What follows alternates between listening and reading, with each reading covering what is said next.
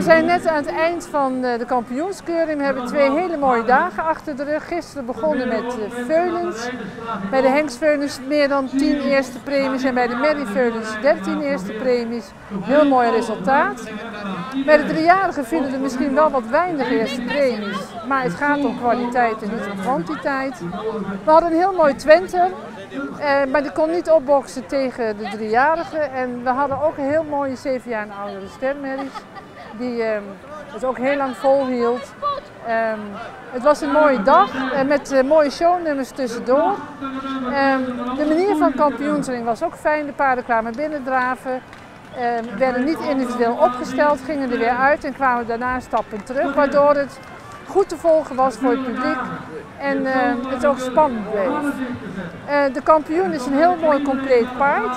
Met heel mooie kap, heel mooie bovenlijn. En ja, bij een kampioen moet alles kloppen en in dit geval klopte dat bij de 3-jarige Reinder.